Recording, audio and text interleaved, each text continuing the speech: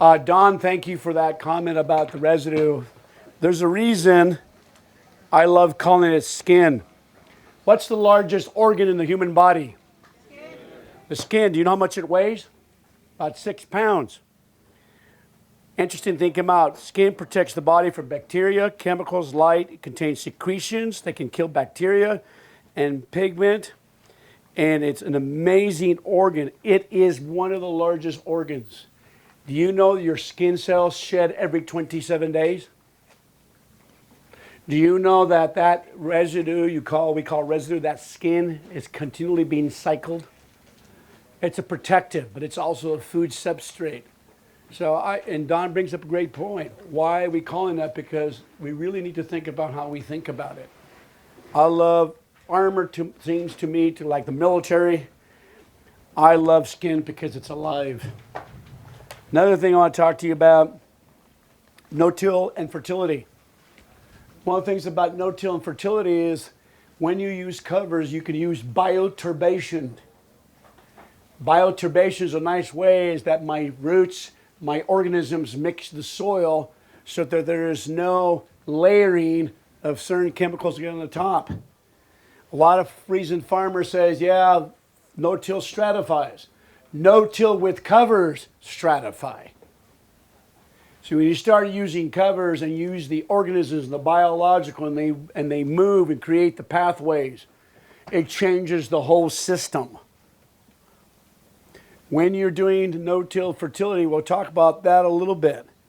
It's when you're using covers, please understand the covers will suck a lot of the nitrogen, but will release it right at the tail end as it's breaking down the residue. You really need to understand the context of your soils. When you're starting off, you're starting with a very degraded soil with very little porosity. Cycling is going to be very, very different. As you continue going down this journey, not only is the cycling of the nutrients going to change, but so is water cycling going to change. Also how your drill and how your planters, how you have less smearing. Those biotic glues and that aggregation starts changing a lot of things. So always understanding your context. The current soil test, and I'm going to talk about it a little bit. Who asked about that? The soil test has changed. Was it you, Jennifer? It was you, right? The current soil test is very static. The current soil test we have is probably close to 100 years or more. Very antiquated science.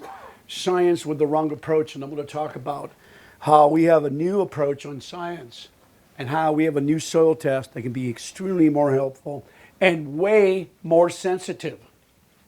Way more sensitive. Okay, before I talk, I want to push another plug about real quick. Where's Mark? Mark Gutierrez. Mark, one more time. When is Russell Hedrick coming? Russell Hedrick will be here next week, Tuesday and Wednesday, in Redwood Falls at Don and Grant Frank Rice Farm. If you really want to know soil fertility and learning how to do it in a system, please be there.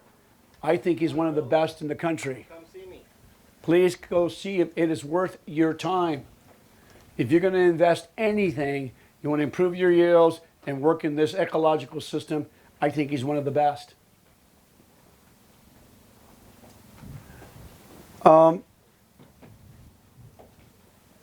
Okay, here's some of the things I would recommend on YouTube University, especially for those who work with conservation programs. Raise your hand. And work with those kind of things. And I also recommend it to everybody if you really want to. This man, when he talks, he gets paid $100,000 a talk. He's worth every penny of it. He's brilliant. His name is Simon Sinek. Simon Sinek. The only reason he's got several great books, Know Your Why, but he also's got one that's 9-minute video I want you to watch. It's called The Law of Diffusion. The Law of Diffusion. Why do I want you to watch that? Because when I work with people, I only want to work with the 1 to 13%. Please understand, you guys here are the first 1 to 13%. You're the early adopter, early innovators.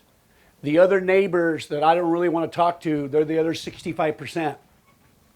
I do not want to spend time and energy with them. They're not ready. They'll come when they're ready. They're very pragmatic. Don't waste your energy and your time. Right now, we need to put my energy and time with you, that you're successful. We're not there. I have told this, and I'll say this again because Mark brings it up. We have a group in Missouri that we're grazers. We visit each other, and we go on every summer. We'll visit a farm every summer around that area. We will go look and do loving critique, and we'll visit. Why did you do it this way? What did you learn? I have that. We have that group. I am part of one group. I think one thing we need to really think about very, very seriously, and bring this up to Mark, the Soil Health Coalition and district, and how can we create our little enclaves of teams that we can start doing more research on our farms. Let me pull out a point. How many have calibrated your soils? Calibration means this: zero fertilizer, half rate fertilizer, full rate fertilizer, and you've done it for 3 years. Raise your hand. That's what I thought. We love writing checks.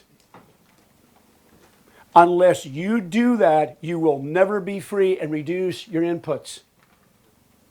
Now think about this. I am 63 years old. I may have 17 years if the good Lord gives it to me. I have 17 opportunities, not years. Those young people that I've talked, you guys are in your 20s, right? You have 60 opportunities if you decide to go farming. When you start putting it that way, it's very, very short. And if you want to make quick changes, I like to work in a group of 5 or 7 guys that think like me. They're not allowed in the group if they have not drank the soil health Kool-Aid and be part of the secret handshake and be part of the cult. You're not welcomed. We don't have time for you. I am very, very serious. The Australians, they have a group of top consultant, about 30 to 40 in the group. You are invited. You don't come into the group unless you're invited. Here's the questions you ask them. 1, are you timely with your spraying? Some raise their hand. The other says, are you timely for applying your nutrients and planting? Some raise your hand. He says, the rest of you who did not raise your hand, he says, I want you to go home and call yourself a taxi driver. They're very serious. They have no government help. They farm with their own money. They are very intentional. Producers, please don't work by yourself. If I have a group of 5 to 7 of you guys and you say, okay, Ron, you do this plot. Mike, you do this one. James, you do this one. You get 3 or 4 other guys. Let's get together and we'll visit and we'll walk the fields and look at the plots. Then at the end of the year, you sit and visit and collect the data, and then you discuss it. What worked, what didn't, what mix did great. We do not have the information for this area. How do you expect it? Do you think the extension is going to do it for you? Do you think NRCS is going to do it for you? By the way, who do you think really cares about you? Who cares if you make it or not? I do. This is why I'm telling you. I had a grouchy old farmer from Minnesota. It seems like Minnesota, I attract them. He says to me, grouchy old guy in the back says, yeah, Ray, why should we trust you? You work for the government. You know how my response was to him? Sir, do you calibrate your soils? After I was done, he'd say one word, and he followed me around like a puppy dog. Here's the point, guys. Stop throwing your money away. That's why I want you to listen to Russell, how he's doing it. If you showed up today, we are going to send you a booklet, how to set up your demonstration plots. Free, simple to read, 40 pages, 40 to 60 pages, setting up the plots correctly. It is worth your investment, could save you hundreds and thousands of dollars. It's worth every penny. And the soil test that we're going to use is the Haney test, which is incredibly sensitive. How are we going to save you and back you off and give you confidence to back off on the nitrogen and phosphorus? Homework assignment. I want you to write and listen to this gentleman. His name is Mulvaney, Dr. Mulvaney from Illinois. Dr. Mulvaney. What's Mr. Mulvaney's first name? Anybody? I think it's Richard, isn't it? It's Richard Mulvaney. Please watch him. He pissed off the Potassium Federation. Almost, they wanted to fire him at the university, but they couldn't. He was tenured. Please listen to him. He's got some YouTube videos that are absolutely phenomenal on soil fertility. He did a great meta-analysis on potassium. Went all over the world, collected all the research. What meta-analysis is, you scour all the literature on potassium fertilization. He came to this conclusion. A majority of the time, potassium was not needed in our soils. In fact, in some cases, it brought down the yield. And then when we recommend potassium, don't use potassium chloride, use potassium sulfate. Chloride's toxic. Use sulfate. It's more expensive, but it's worth it if you're going to have to apply. What I love about Russell's taught me about soil fertility is soybeans prefer fertility. They got to be fed. This is why this young man does 70, 80 bushel soybean. Because he knows when he times his soybeans by the highest day of the sun and works his way back. Soybeans are early, corn is later. Corn's later because it's a warm season grass. It does not like the cold. What part do we not understand? Warm season. This is why his yields are so much higher than others. He's very studious. And you know what I was so impressed with these three producers? How many times they say they're in YouTube University? How many times are they listening and studying? All of them said the same thing. They're students. Let's make this very clear. You will study for the rest of your life. If you are not, then you stop living. It is fun. You guys are in the most exciting, most difficult job on the planet. Please do me a favor. Don't just call yourself a farmer. Farmers are the most intelligent, most hard job in the world. You're a machinist, you're a welder, you're an agronomist, you're an ecologist, you're a soil scientist, you're a mechanic, you're a machinist. Oh my God, is there anything you don't do? CPA, except have kids, if you're a male. You guys are brilliant. Please don't say I'm just a machinist. I'm just a farmer. You got the most difficult job. So what we're pushing for you today, guys, is to think, because it's tough. Regenerative agriculture is not for everybody. It's very, very difficult. You have to manage. You have to think. It takes the largest amount of energies to think. A lot of time people walk to me and say, Ray, give me a prescription. I remember I went and did a conference and I was in the urinal. The guy wanted a cover crop mix when I'm doing my business. I said, guy, I'm doing here. Guys, no prescription. What I'm asking you is let's do our test plots and find out what mixes work here. It's very, very important.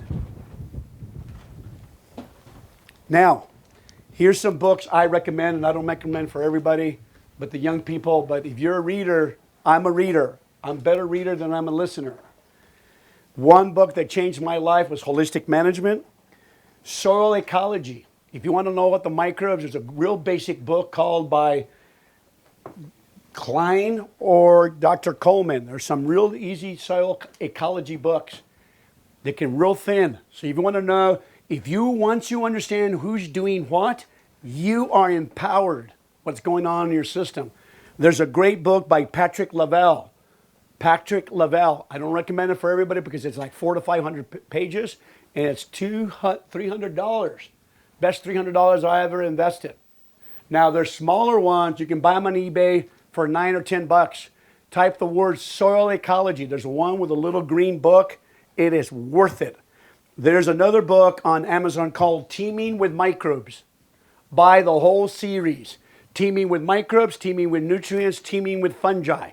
Excellent writer, very simple. Teaming with microbes. Educate yourself. Because if your agronomist is not helping you get off the inputs, maybe he shouldn't be your agronomist.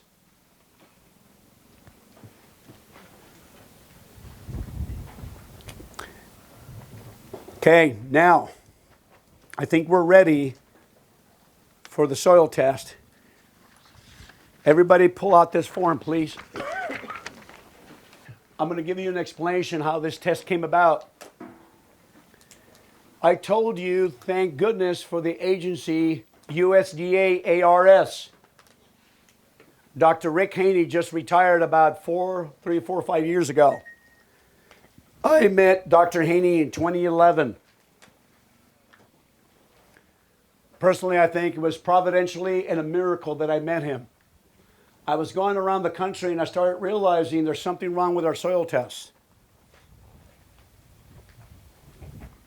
It was in Pennsylvania on Jim Harbach's dairy where I found out something's really wrong with our nitrogen recommendations.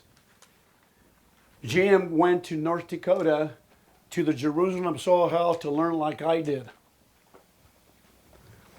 We went and he started doing corn, no-till. He's been doing no-till corn for a long time. Then he started doing no-till corn, going to mixes. He's got 1,000 head dairy. Was walking his fields. His corn looked beautiful. I said, Jim, why did you put 50 pounds of urea out there? How much did this cost you? He said it was $50,000. I said, Jim, when's the last time you've been on vacation and taken your whole staff? That kind of money, you could have flown to Hawaii, taken your staff, taken your family, and enjoyed Hawaii. And the urea didn't help you a bit. He says, but that's what my soil test did, showed me. And it was in 2011 that I realized that we had something. I got to meet Rick Haney and I heard him speak. I said, wow, a scientist. And that's why I would recommend that no young kids go get their PhD until they go work, get their bachelor's, work for 2 years in life world, learn some wisdom, and then come back. Rick was a farmer and upholstery, got his PhD in soil microbiology, and one of his dreams was to be able to reduce the fertility cost of farmers. And he succeeded. And he succeeded. This test in 2012, you're going to see that. This is a chart. Everybody get the chart and follow along. This was taken in sandy soils in Mississippi. What I'm going to tell you today is how to read the own Haney test so that you can save money on your soils tests. Okay, these were Mississippi soils.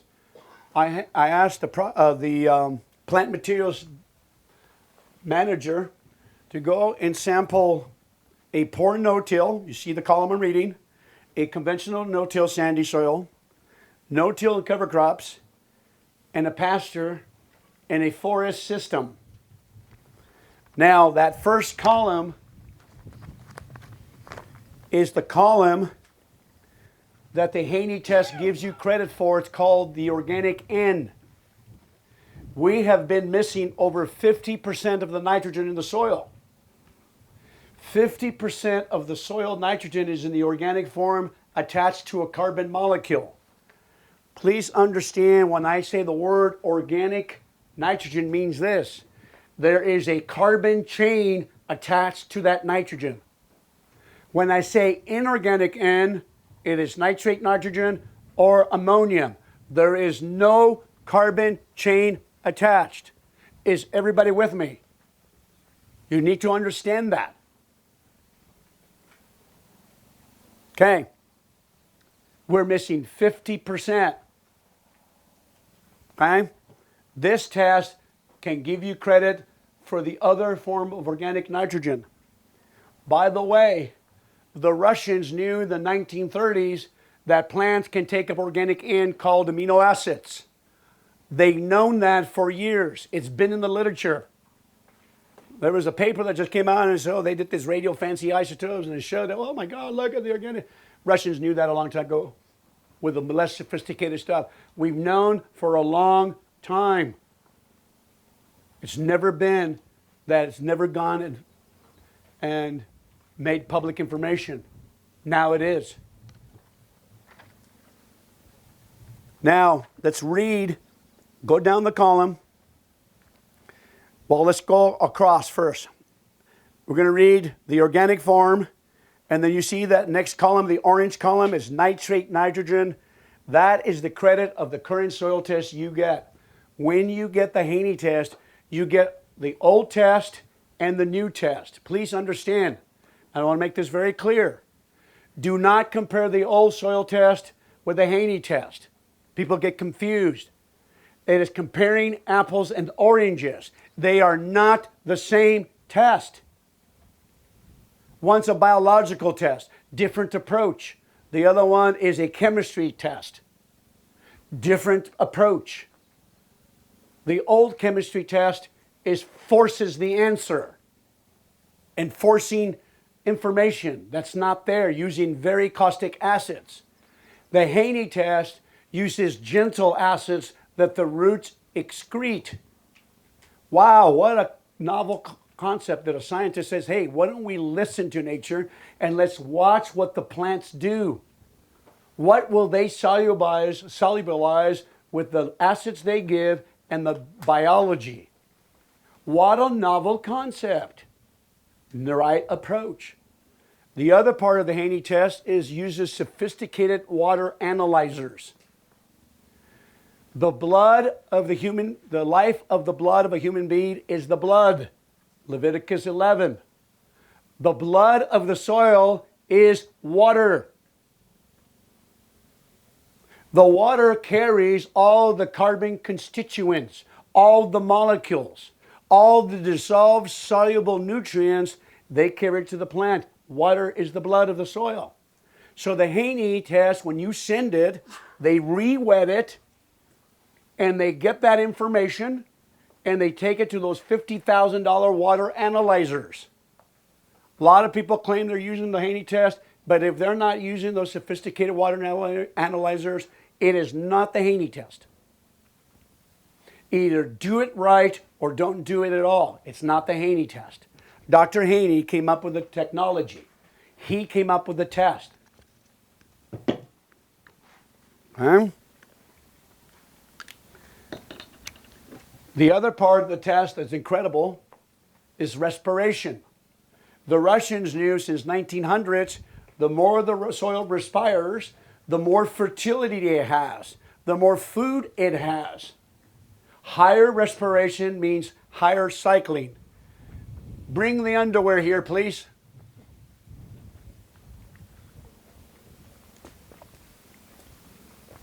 I was over there waiting for you to say. I'm so glad.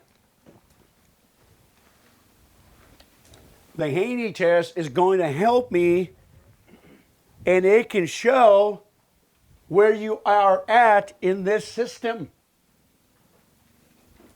I'm going to show you how that works. Because I want to determine how much cycling, more respiration. This soil has more respiration, more fungi,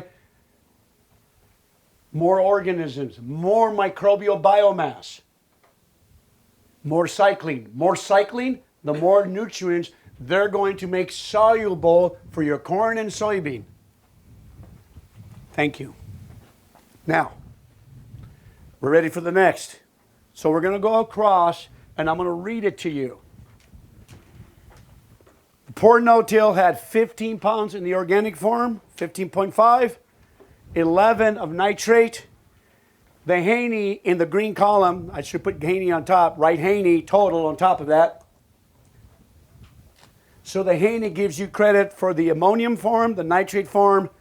You have 27 pounds of actual N in that soil, in that poor no-till. The conventional, let's read it. 16 plus 10 plus 27, plus 10 is 27. Now watch 2 years of cover crops in no-till. Look at the number. 50 in the organic form. 2 of nitrate nitrogen, total of 52 pounds after 2 years of covers. Ladies and gentlemen, why did the organic form of nitrogen go up so high after 2 years of covers? Anybody? Organic matter? Carbon. More organic carbon from root exudates and the skin breaking up, the more organic nitrogen the microbes build for you. More covers, more organic nitrogen. First thing I look when I look at the Haney test, what is the ratio of the organic nitrogen to the inorganic? We'll talk about that in a second. Now look at this. This is what boggled my mind. See, when I went to soil sample pastures, if I went and did a soil sample right on that buffer strip, it would always come back low in the old test with nitrogen. Always, always low. Reason for it, because the majority of the nitrogen is in the organic form. So 75 plus 4.74, and that you can take credit this season. It is very conservative. You can take this to the bank and back it off. Forest, 70.36 plus 11 equals 81.92.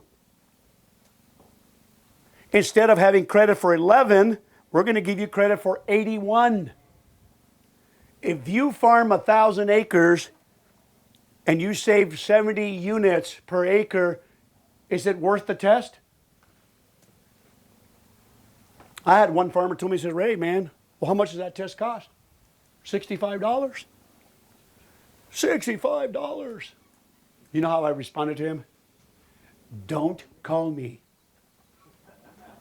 Go home. If you can't spend a $65 soil test to save you $10, $20, $30, $40,000, really? Maybe $100, depending on your size. Go to the next column, respiration. I told you the more respiration, that's parts per million, as it goes up, the more the soil is cycling. Look at the way the port no-till, 22. Look at the conventional. Look what happened with 2 years of covers. Went up to 87. Look at the pasture and the forest, how much double they're there. I've seen pastures and forests are triple the respiration. Always. Rarely do I see forests and prairies are less, unless they're not grazed properly. Okay, the red column is the groceries. We'll talk about that. A lot of us, first thing we talked about is organic matter. Organic matter is important, but it's not all of it. Please understand, organic matter is the dynamic house. I am interested in how big your refrigerator is. I'd rather live in a 1,500 square foot house and eat well than live in a 10,000 square foot home and eat hot dogs and Vienna sausages every day. Life sucks. I've seen soils with 38% organic matter in pasture systems. They were not cycling. Careful how you look at one parameter and you think you're doing a good job. Look at all the parameters and look at them in context. Soil health calculation. Write this down. 7 and below, life sucks. Your soils are not doing well. 7 and below, soils are not doing well. It is an indicator. Soil poor no-till is 5. Conventional 5.4. 2 years of covers, it jumped from 5 to 12.45. I'll explain to you what these numbers mean in a second. Pasture 23, forest 22. Now, flip the page over, and I provided all of you a free guide I created. Everybody see this color Everybody with me? Okay. Notice the column on the left. Those are the indicators and parameters of the Haney test. Look at the first one. Somebody asked me, Ray, what organic matter, according to Dr. David Johnson, he's found out when soils start going above 3%, soils start becoming more efficient. Here, it should be higher because your soils were what once at one time? 10, 12? Higher? Anybody? Anybody disagree with that they were higher at one time? Anybody have any numbers for the native organic matter in this place? Nobody? Everybody's asleep? Everybody wants to go home? Let's put it up this way. If you're pushing 5 to 6%, but you know what I'm more concerned about? The underwear. Can my soils eat that underwear in 24 hours? That's what I care about. I don't care about the organic matter. Organic matter is cool. Don't misunderstand me. It's good for infiltration. Cycling. You guys want yield. You guys want to buy less fertilizer. Cycling. First thing for cycling necessary is the first WEOC. It's called WEOC. Water extractable soluble carbon. That is the grocery store. The refrigerator. Circle that and put refrigerator. Ray said more groceries, more food, more respiration. That'll eat the underwear. I'm giving you some visuals. Respiration. I want to see respiration ranges over 200. I put their WEOC over 150 parts per million. Percent MAC means the efficiency of the microbes to access and process the carbon. It's the efficiency of them. Now, if you want to do some more research on the Haney test, which is peer-reviewed, go onto Google Scholar and type Richard L. Haney. You'll find all his papers there. I want to see that over 100%.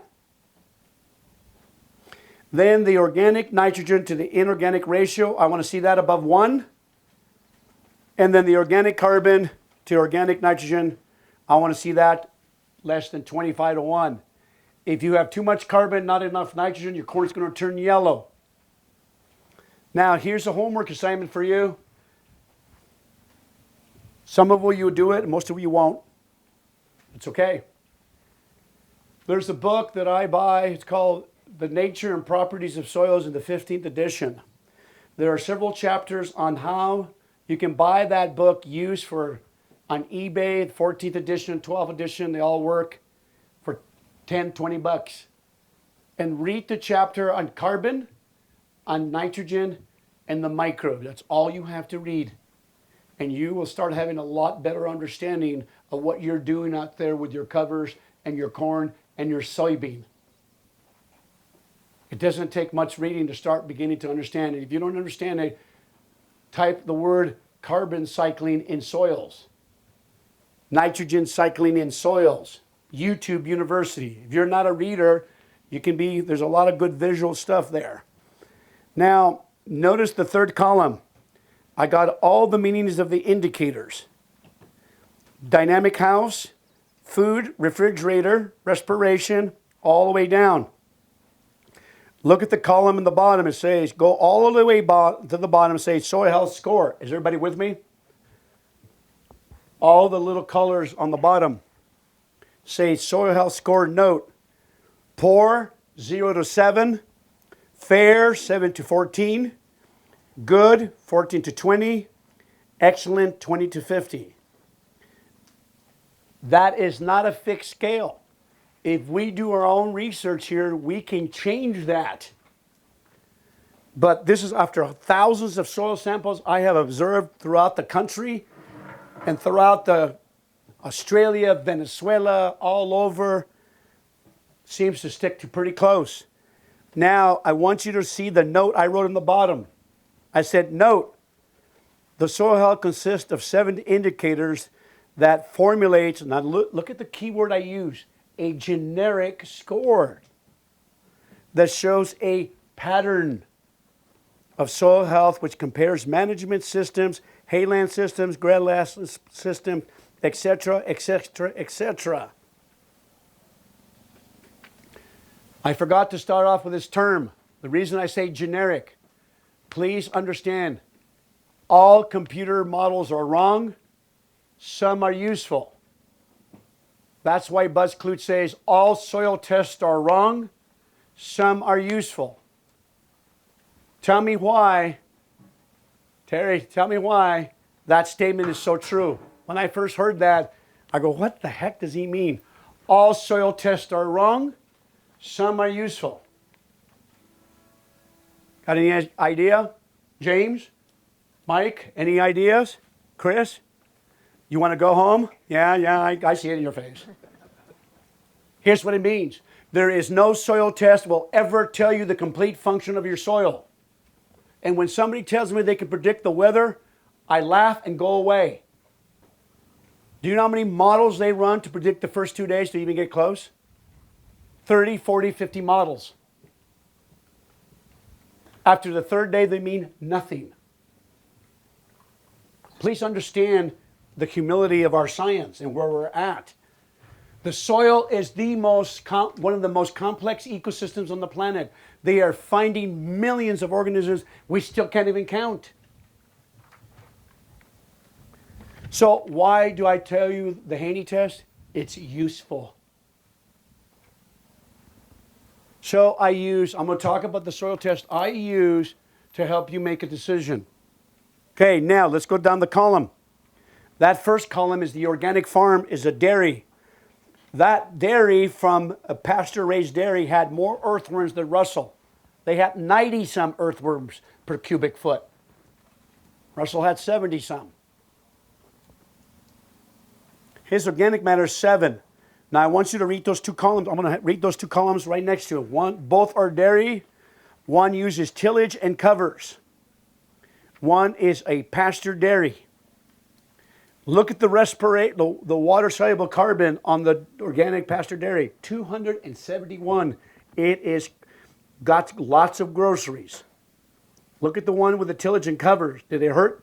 Yes, 152. Does the tillage hurt the functionality of the microbes? Look at this. Respiration, 286, 253. These two dairies are in the same county. Look at the efficiency of the microbes. 105, and the other one is 35. Where did I tell you I wanted? At least 100. When you use this guide, you will be able to interpret your own Haney test. Look at the organic to inorganic ratio. I told you I wanted above 1. Look at the pasture dairy. 2.6 molecules of organic nitrogen to 1 of inorganic. Look at the tillage and covers, 1.7. Now here is the most important thing if you don't remember the rest of the day. The range of, you want that below 20, 25, they both do that. Now here's the most important, where you're going to go to the bank. If you use the old soil test, typical nitrate nitrogen only is going to give you credit for that dairy is only getting credit for 14 pounds. The Haney says, no, we're going to give you weon plus ammonium plus nitrate. You get credit for 72.8 pounds of nitrogen in your system. A savings of $37. The ones behind that is there's the caustic acid P test is 61. The Haney says you got 78 pounds. If you have 1,000 acres and you save $37 an acre, is this test worth it to you? No? Same thing for the organic dairy, the covers. He saved $21.64. Instead of getting credit for 8 pounds, he's got credit for 42 pounds. Now move to the next green column, that's Russell's field. That's Russell Hedrick's field, 7% organic matter, For a no-till field in the Piedmont soils, that's pretty phenomenal. The next column right next to it is his neighbor across the field. It's 5.2. Food is 121 to 50. Respiration 180 to 21. Look at the efficiency of Russell's soils. He has the highest efficiency of all of them. 149. You go to his field, you will be decomposed. That's an important number. Ray, when are these samples pulled? When do you sample? When are these pulled and when's a good time to This was sampled about 5, 6 years ago. It was in the spring. spring? Always. So thank you. That's a great question. People ask me, when do I do the soil test? When the temperatures are above 55 degrees. And do it the same time. People have said, well, I don't like the Haney test because I do it in the spring and then I do it in the fall. They're different. They should be if the test is any good. If I would have tested your blood before you ate that steak and then after you ate the steak, is the blood going to be different? Yes. Doggone it, your soils are alive, guys. They change every day. They change every minute. Why would you want a test that tells you the same darn thing over and over and tells you nothing? I want a soil test that's incredibly sensitive. It is sensitive. So if you're going to take your samples, take it in the spring consistently, get a GPS thing, and take it to the same place. Now, how do you do it? This is how I take my test.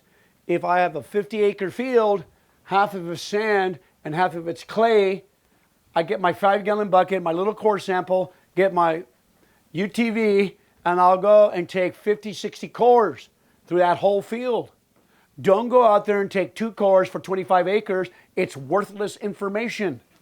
You take a little core sample, and when soil weighs 2.2 million pounds in an acre, and you did 2 little cores or 4, and you want to get a representation of that whole soil, you just got worthless information. The more core samples you take, the better is your data. So the sand soils, why do I treat sands and clays different? Sands, bacteria can fit right into the pore space and eat the biotic glues. They can't take tillage. They can be very productive. Once you bring covers in them, they'll start coating the sands. And the sands start getting coating, now they can hold on to nitrogen. Microbes can pull phosphorus, potassium out of the sand. They do that. Makes the sands more resilient to drought. It opens up the clays. Microbes and biology does that. They modify the pH. Okay. Now look at. Question for Yes, you. sir. Why are you waiting until 55 degrees? Because microbes, they want temperature. Okay, so how many in here wait till 50 degrees to plant the corn? Nobody. So we got to think about the practicalities of these things too, because by the time that soil's 55, hopefully we're done planting for a couple weeks. It's okay. How much nitrogen does corn need at that height? Hardly nothing. When does corn need nitrogen? V6 to V10 exponential need of nitrogen. You don't have to take the sample right away. Dr. David Johnson did a study. When plants are this big, he found that nitrogen does not make difference in the health of the plant at that stage. When your corn and soybean is this tall, nitrogen has nothing to do with it. Potassium has nothing to do with it. Organic matter has nothing to do with it. Do you know what the first thing your corn and soybean, what we found, his data showed? Fungal to bacteria ratios were more important for your plant at that stage. Why was that? Because they want to make association with the fungal, the bacteria, so they can get a hold of the nitrogen, so they can make the phosphorus soluble, so they can get the organic matter. They do that. In fact, your seeds are coated with bacteria. So what do you think seed treatments are doing to your plants? And messing up with that association. So I can wait until my corn is done and go do my soil sample. Because you're going to put a majority of your slug in the fertilizer when the plant can utilize it. You can do it any way you want. I'm not telling you how to farm. I'm just telling you, if I want to get maximize on my fertility, I wait for the microbes, because it's the microbes that dictate the solubility. And by the way, when you throw your fertilizer, who do you think is going to get the fertilizer first? The plant? Nope. The mafia does. Bacteria are first feeders. Any form of nitrogen in the system, they will utilize it. Then they release it back to the plant. So what would be the factor of change between fall and spring on the same test? And I see as long as you have soil temperatures of 55, you will get credit. But here's the thing, what happens from the fall to the next spring, a lot of things have occurred. A lot of cycling has occurred.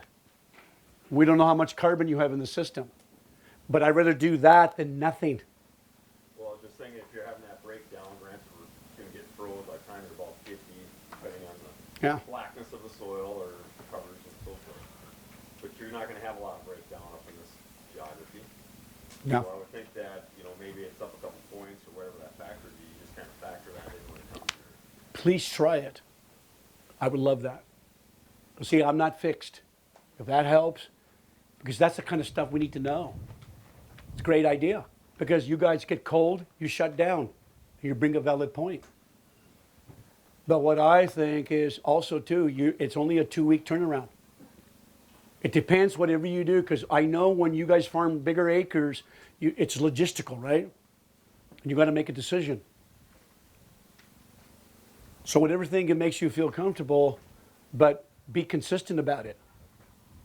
But it does shut down when it gets colder. That's why when I have to do tillage, if I rutted up a field or anything, I make sure it's the coldest part, so because when I shut down the microbes, they don't cannibalize your soil. When I tell you that, I'm not telling you to give license to destroy things. You're still severing things. You're still creating compaction. You're still spending energy. But what I'm saying to you, once you understand what the microbes are doing, then you know when to test. And you bring up a point, okay, you're shutting down, you're slowing down, maybe I can do it in the fall. I would like to see the numbers in the fall, and then do one in the spring. It would be fascinating to find out. And if you see no major difference, you got it. Okay, now, flip it over, and I'm going to show you how to do the basic math. What is the yield expectations around this region? What's a realistic yield, guys? Everybody, this is an example. What is a realistic yield? 185. I think that's a great. Let's say you get really ambitious, I say 200. See the example, 200 bushel corn? Let's think about every unit of N for 1 bushel.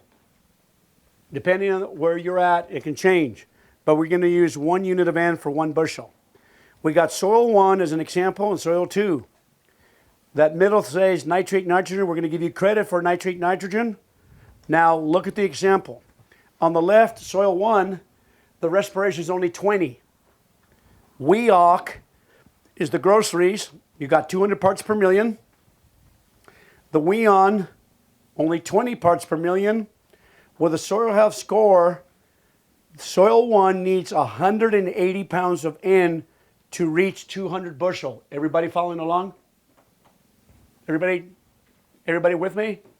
Nod your head or I won't move to the next. Everybody with me? Okay. Soil 2, now look at the respiration. From 20 to 200 parts per million. It's cycling. Look at the food, groceries, 400. Look how much the organic nitrogen. You are getting credit. that you are saving 160 pounds of N. You only have to apply 40, 120. You only have to apply 40 to reach the 200 bushel. You see that? It's pretty simple. When you get the soil test, Haney, say I want 200. If it gives you credit for 100, take credit for 100 and do your fertility for 100 units of N. That's all you got to do. Same thing with phosphorus. Now, one thing I will tell you, Russell follows it really religiously for the soybeans. That's why he's pushing 80 bushel soybeans. When the Haney tells you to fertilize for the Haney test, fertilize. You will get the return.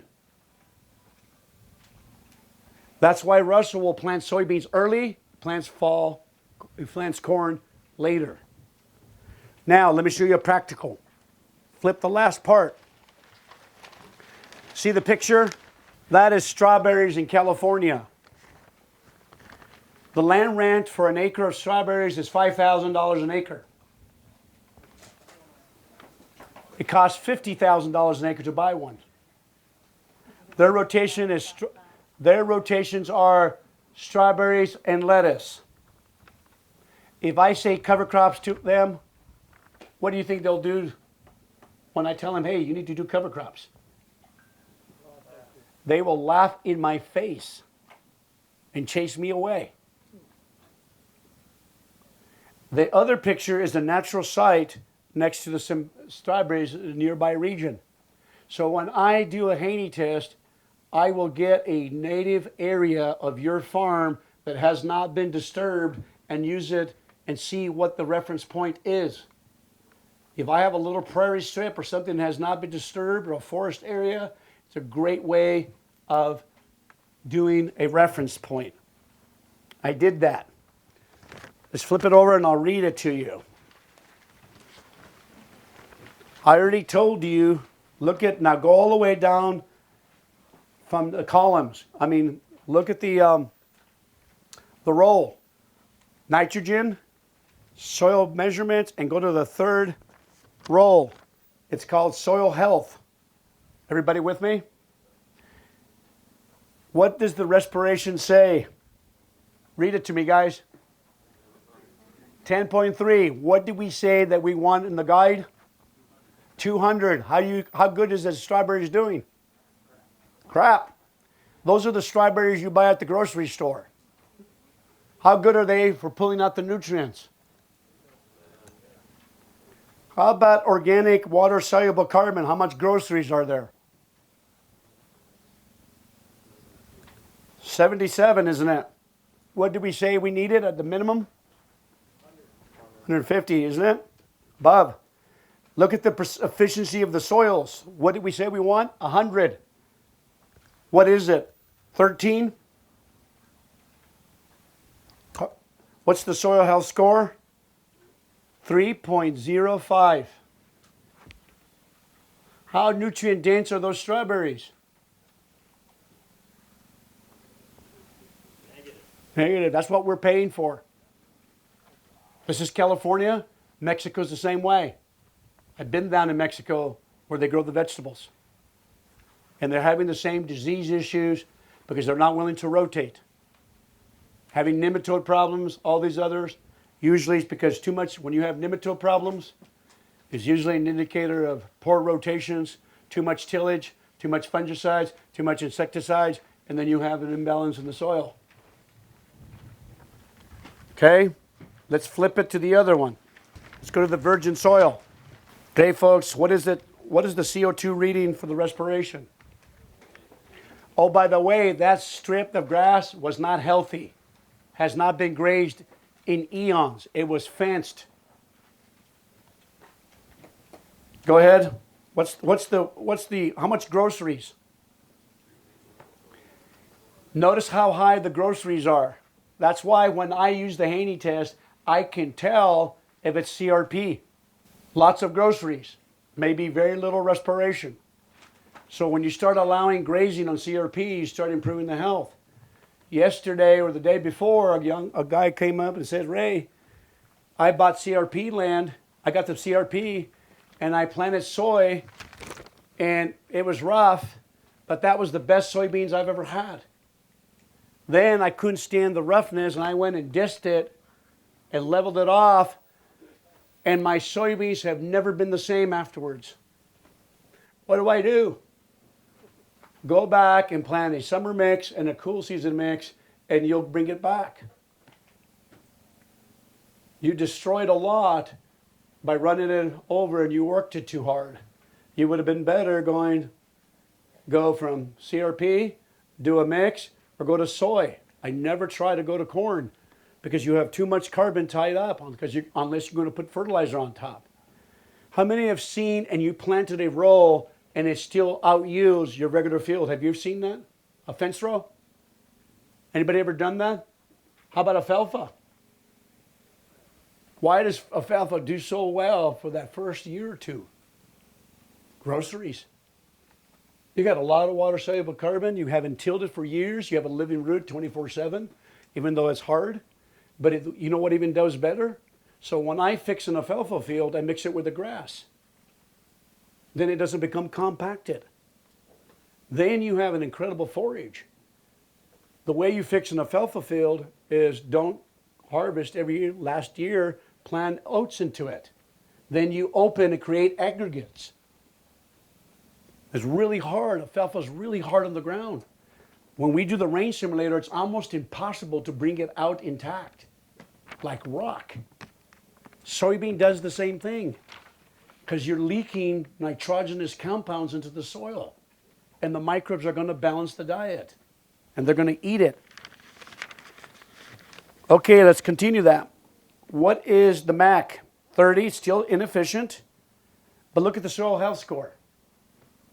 19,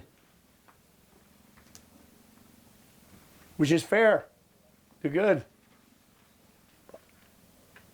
The reason I did that is to do a comparison of those two types of systems. So what I'm saying to you that I definitely recommend when you start going the journey, this is the one thing farmers tell me all the time they wish they would have done. They would have kept records since the beginning. Keep records now and measure your transition. How many of you would be interested in a 2-day fertility school? I'll say it again. How many of you would be interested if Russell did and I did a 2-day intense school on fertility? Raise your hand. Okay. How many want to go home? Okay, guys. Now you need to know. Now you know how to read the Haney test. It's simple. Don't make it complex. Food, groceries, you have the guide. You have the guide to read the own test. Remember, Regen Ag Laboratory. Do not go to other laboratories because they're not doing it. Regen Ag Laboratory has doubled in size. We're trying to move labs to Brazil, to Australia. There's a lab doing the Haney test in Australia. We are trying to move the labs everywhere. We're going to try and get one down in Venezuela, Brazil. Farmers are still using no-till and covers, but they're not backing off on the fertilizers and the chemicals. So we need to help them out so they can back off. So now let's open up to questions and answers. Let's do it for about 15 minutes and we're done. Yes, sir. So we just did a regular core end test on a no-till field last week. Mhm. Should I go do a Haney because it's got higher organic matter? Would that be, like in the summer like this, it'll still be much better? than Oh, the yes. regular core? As long as it's above 55, Okay. I would definitely do it. And see, remember, please, I want you to remember, do not compare the old soil test with the Haney. Don't do that. They're total different tests, okay? Always keep, another thing to help you interpret the Haney test, think like a microbe. How does a microbe think? It loves to swim. It loves to reproduce. It loves to eat. Man, it's everything we love to do. It loves to be protected.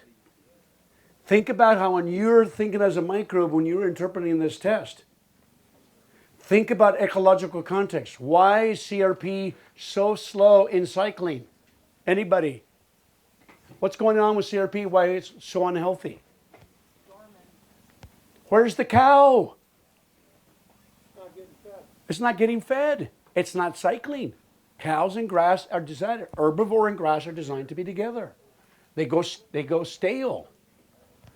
And so if I wish I could change CRP policy, but you're only allowed to graze it if you come to a 3-day grazing school, because one of the persons mentioned, if you don't know, you don't want anybody just grazing your farm. They'll destroy it. They don't know what they're doing. And I won't even start grazing until I've been into cover crops and no-till for a while. You don't have the structure. Or you're either doing strip till. You don't have the soil aggregates and the integrity. You'll just pug it all up. Or go to sheep. My friends are going to sheep in Arkansas because they weigh less and they make more money, but don't tell anybody that. Even though I'm an ex-sheep guy. Other question? What do you feel is the optimum depth of a soil test? Here's what I would do. We know through the agronomy literature, majority of nutrient uptake is for corn, soybean is the upper 8 inches, 6 to 8 inches. I would go to 0 to 12, and I would take one Haney test, 12 to 24 inches. You do not farm in a flower pot. If you understand how far the nutrients go down, there's another test I would take called total digestible nutrients. It's the same lab. TDN, write this down. TDN test tells you the total amount of zinc, phosphorus, all the minerals. They use strong acids and bring all the nutrients out of the rock. It's like a giant CD. You cannot get access. The Haney test is your checking account that you have right away that's available funds. Please understand the difference. So back to your question, I would run the Haney test. You can do it 0. Whatever you decide to do, please mention when you write in the bag 0 to 12. They will, if you don't do that correctly and you do 12 inches, but Nebraska does it 0 to 8, your test is going to impact your test. All you got to do is write, you went 12 inches, 0 to 12. But I would do another Haney, 12 to 24, to see where you're at the bottom level. Do at least one of those, and do one TDN. Then there's another test called, you want to write this lab down, it's called Earth Forth, E-A-R-T, Earth Forth, F-O-R-T, right? Now that test is expensive, it's about $180. But I would do at least one because it tells you all the protozoa, the fungal networks. That is because they do it by hand. Very laborious, but it's a great benchmark condition. I would do one to see where you're at on the farm. It's called Earth Forth Lab. Now, they do a PLFA test. PLFA test is Regenag does, the Regenag lab does a PLFA. It's called phospholipid fatty acid. What that means is all of our cells have phospholipid fatty acids. It's like they get all the organisms and put them in a blender, and I don't know how they do it, and then they can tell you what the fungal to bacteria ratios. I think, according to Dr. David Johnson, I think he thinks the Earth Forth test is a little more accurate. It's a little more spendy, but just do one for your whole farm. If you're farming 1,000 acres, maybe you might want to do it to soil types, and you have similar soil types. You might want to do 2 or 3, and that's your benchmark conditions of your protozoa. First thing I look at is protozoa. Protozoa are so important, cyclers. And I want to know, and now write this down, I want a fungal to bacteria ratio of 1 and above. The higher fungi to bacteria, the better you are. Okay? I would pretty suspect that a lot of you are going to be very bacterial. Until you start using the cover crops, it will not go to more fungal. Okay? The fungus is what makes it very efficient in that soil. They're their highway. Another question. Yes, sir. One clarification, that's earlier, the proper use of covers, you don't have to worry about stratification. Yeah. Repeat the question. The question is, do you worry about stratification? Not in the cover crops. No, I don't. Cover crops, biology, they turn it. You know, earthworms can turn your farm over completely, the upper 6 inches in 16 years, completely mix it. The whole farm. Earthworms are phenomenal. No diesel, no fertilizer, pill bugs, all those critters, they'll mix the soil. That's why I prefer when I start somebody from conventional, I don't start somebody on no-till without covers. People that started no-till without the covers were brave souls. They were very determined. If we want to prevent the yield drags, starting with covers. I wish we would have understood that when we started people. Covers are critical. They do the bioturbation. I call it bioturbation. Biological organisms mixing the soil. But if you got regular no-till and you're still doing like everybody else, it will layer. It will, you can see the layering and you can see the chemistry layering. And they will compact. But I love no-till. You'll always have more fungal in your system and your aggregate stability will always tend to be better. Even if you didn't use covers, but when you go to covers, it changes everything. Other questions? Guys, you got 10 minutes. You talked about pulling 30, 40, 50 corn. Yeah. If I got a 150 acre field, you should do one composite test, or should you do your own test? Oh, good question, Jim. Jim said if I have a 150 acre field and very similar soil type. 3-4 different soil types. Well, here's what I think about soil types. If it's sandy or extremes. Mostly pretty clay. Okay, so what I would do is in a big 150 acre field, I would take about 100 cores. Are you just sending them in as one core? One composite. What you're going to do is get 150, 200 cores, mix it in that 5-gallon bucket. That's one composite sample. You could almost grid sample at the acre and then just dump it in the bucket. Yeah. You know what I call grid sampling without the right soil test? You're very accurate of being wrong. You're not using the right soil test, you're just wrong, but you're accurate about being wrong. Haney test is expensive. Not expensive, it's worth it. But you don't want to do that if in a grid sampling, it's not necessary. If you want to do grid sampling, that's fine. But you can do the grid on 100 acres and that works out and just make it one composite sample. That's great. But if it's the right soil test, you're on. And then the grid works really well. Other question? Yes, sir. What's the hurdle to get the land grant universities to, what do you run into? The biggest opponent, good question. What is the hurdle?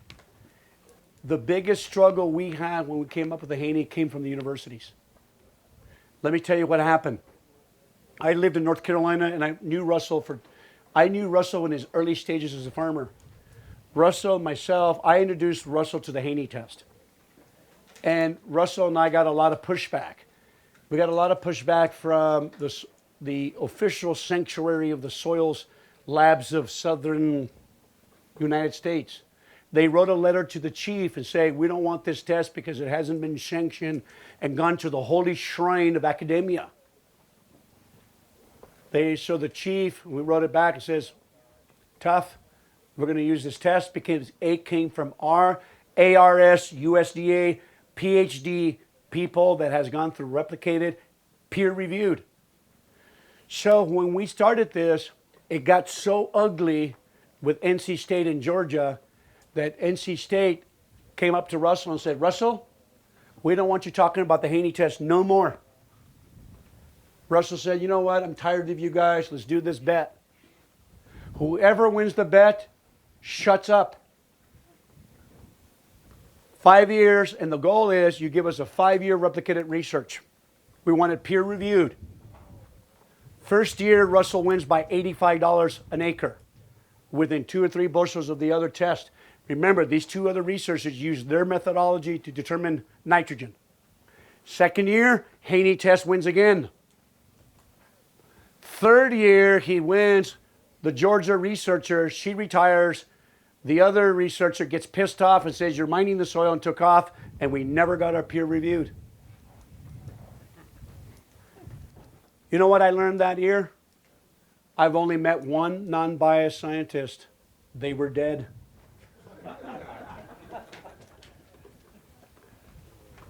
All humans are biased. You know what the problem with science? You can ask the wrong questions, and it can be easily bought. Who is doing a majority of the funding of our research in our country, in our land grants? You already know the answer. So please understand that research can be tainted and can be... What do you think Monsanto did with some of the research? Please understand that science can be altered and changed. I shared my bias today. Nature. I'm biased towards that science. I already learned my lesson the first time. I don't want that science. I want the science of humility, where it asks nature, you tell me, I listen. That's the science I want. This soil test is based on that. It's a passive soil test. It asks nature. That's the right premise. So how do I, one of those young people, some of the young people said, well, Ray, how do I know which science is correct? If it augments to the human body, I'm in. And if it approaches the human body correctly with her molecules, I'm in. If it approaches the natural system with her molecules and it glorifies the design, I'm in. I question everything from that filter. Do not have time for the rest of the stuff. To me, I'm not wasting time. My job is to teach farmers how to emulate the natural system so that it can become more profitable. The land grants have been very resistant. Now, to be fair, some are coming around. Do you know which ones are coming out quicker? The smaller schools that are not non-land grant schools. So the young people ask me, where do I go to school? Go find an agroecology department. Don't go to an agronomy school. And I would take all the biochemistry I could take until it hurts. And I would work with a regen farmer for my last 2 years. Then I got an education. I have learned more from you guys than I learned from any university. Our sufferings together have made us a collective that's very powerful. So please, guys, I really suggest start working together. Don't work by yourself. Life's too short. You don't have the time. Weren't we talking about, Mark, of working to get in a team, that the future funding is getting some great technical people to start collecting the data and creating meetings so we can all meet together and start helping making decisions so we can help each other. Please understand, you are not each other's competition. You are in a global market. Your neighbors are not your competition. I'm sorry, I don't agree with that. They're your neighbors. You're competing against Argentina, Ukraine. These soils, they have some of the best soils in the world. And they're going no-till, and they will go fast because they don't get government help. They're going to switch quicker. 3 more minutes and we're done. Any more questions? Are you going to do a lottery? We got a couple things. Oh, okay. Well, maybe one more question and we'll call it off. Yes, sir. Somebody's first start on a seeding rate, you got any theories on that? On seeding rates? Yeah. On what cover? For fly on, rye, and Okay. Good question. Do you have any seeding rates that you recommend? And it depends on your context. I love that one. And if it doesn't work, my name is Mark Gutierrez. Remember that. Okay. So here's what I do. One thing that I learned from David Brandt before he passed away, he had very heavy clay soils. So what he would do in certain situations when you're in the early stage of transitioning to a cover crop and putting a cover crop in a heavy clay soil that has a hard time warming up, he will reduce the cereal rye to about 30 pounds to the acre, 30 to 40 pounds to the acre, because he wants to see some bare ground, let it kind of cool off. But if you want better weed suppression, bump it up. Now, if you have a soil that's really, really decomposing, I met a farmer yesterday. He said, man, Ray, I can't keep residue. Bump up the cereal rye. So what he thought was going to till it and cycle it. No, I said, you got the wrong approach. Bump up cereal rye or triticale. Now, if you want a cover that cycles quicker than cereal rye, use triticale, and you can still roll it. You can use barley. Use any of those. But the way I roll it, I wait until senescence, when that dough stage, then I rolled it. I killed my cover crop in North Carolina with my daughter's Volkswagen Jetta. I rolled it down with the wheels. I hit it the right time. It's on YouTube. Why did I do that? Because farmer says, well, I don't have a roller, I don't have this, blah, blah, blah. I used my daughter's Jetta. Worked beautiful, no herbicide. He's seen the video. It was a diesel Jetta because I was trying to offset her carbon footprint. She was pissed because I had cereal rye all under the carriage. But here back, I would love, here's a great little mix that I love. Love hairy vetch. A couple of pounds of hairy vetch in that mix will help it roll. When you lay it down, it keeps it down like a blanket. So if you want good weed suppression, now here's what I would recommend. Please watch YouTube University. Aaron, what's Aaron's last name from Wisconsin? Silva. Aaron Silva has some great videos on rolling cereal rye down. What they're doing, because of the cool winters, they're letting soybean get this tall. And so it gives them 2 more weeks to let that cereal rye get really tall. They plant into the cereal rye and then later come back and roll it. Even when the soybean's that tall, it does not hurt the soybeans. Allows you an extra 2 weeks. Watch her video. If you're organic, you're going to be pushing 160, 160 pounds. Weed suppression is phenomenal. We have been able to eliminate 1 or 2 herbicides just by rolling the covers down. A pound or pound and a half of radish there won't hurt it either. And a pound or 2, a little bit of, what's the clover we were talking about that you like? No, we talked about the clover. What do we call it? What's common that Rick Clark uses? What's that? Balanza clover's great. A couple of pounds of that would be a good mix. So here's what I'm trying to say. Depends on your context. If you're starting off and you got really heavy soils, you have a hard time cooling them, you want to back off of the cereal rye, and your soils are not cycling properly, use less cereal rye. Back off on the grasses, whether it's triticale or not, so it'll kind of dry up a little quicker. Okay? So it depends on the context of where you're at in your soil. Everybody with me? What was the name of that clover again? A Balancia. That's a good clover. Beautiful clover, gets tall, and they rolls. Now, please understand, Ray Stiers, from one of my mentors, been rolling cereal rye since the 1980s. His organic matter was 6%, the forest was 3%. He has not fertilized. Before he passed away, he never used fertilizer. So he hasn't used fertilizer for years. Okay, guys, I want to thank you. Thank you for coming today, and I'm really honored that you came, and I hope the best for you. And if you leave your email, we will leave you a list of the books I recommend, and I will leave you that how to set up your own research plot. And so please, let's give Mark a hand for bringing me here and all the people that did the funding. Thank you, Mark.